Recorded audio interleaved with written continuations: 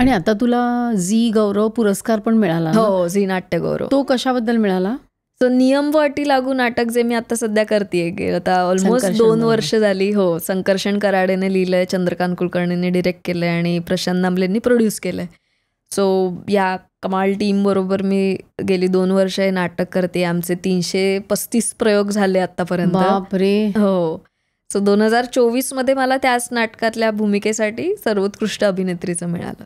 मग मला नाटक जेव्हा आम्ही जातो ना नाटक बघायला तेव्हा तसं छान वाटतं स्टेजवर वगैरे सगळं, पण त्याच्या मागे काहीतरी धमाल घडत असेल ना. किस्से सांग ना, असं काहीतरी घडतं. BTS बिहाइंड द सीन काय घडत असतं? सो बेसिकली धमाल म्हणजे ही परीक्षा असते, काही काही वेळेस सत्व परीक्षा असते.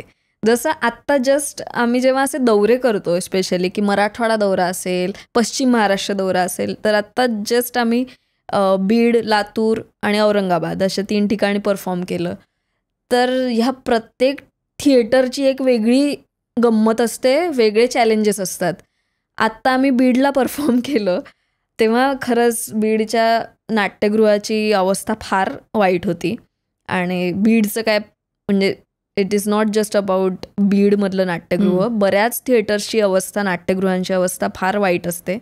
बीडमध्ये असं झालं की आम्ही पोचलो आणि तिथे आमचं स्वागत भरपूर मुंगळ्यांनी केलं.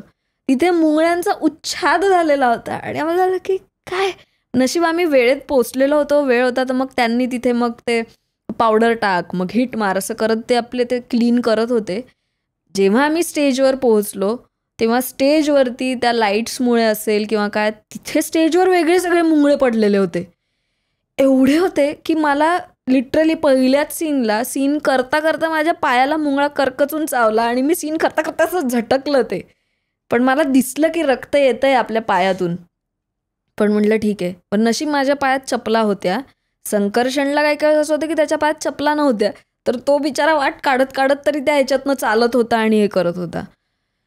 सो तिथे ना फॅन ना AC काहीच नाही, त्यात हे मुंगळे पडलेले आहेत.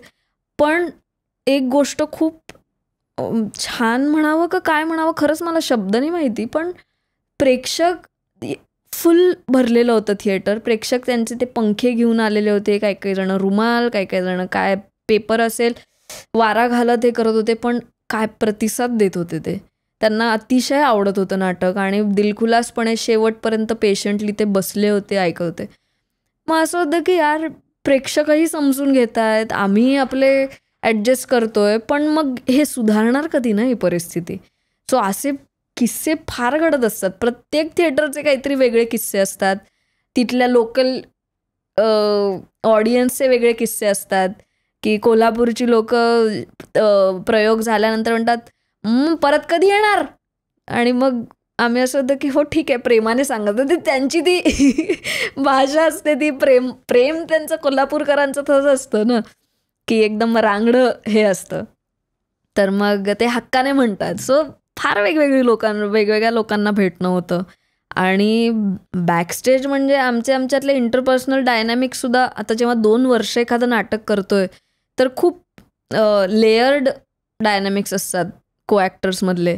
Not every coactor is your perfect collaborator. म्हणजे मी इन्स्टावाला कोलॅबरेटर नाही म्हणत आहे, पण शेअरिंग द स्पेस, म्हणजे you are not just sharing the stage, you are sharing the space, you are sharing that moment.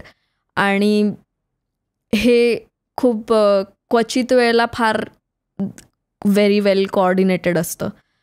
आणि पण मग ह्यातनं आपण वाट काढतो, जसं त्या चावणाऱ्या मुंगळ्यांमधनं वाट काढतो, तसं आपण या काही वेगळ्या एक्सपिरियन्सेसमधनं सुद्धा वाट काढतो आणि मग त्यातनंच आपण घडतो.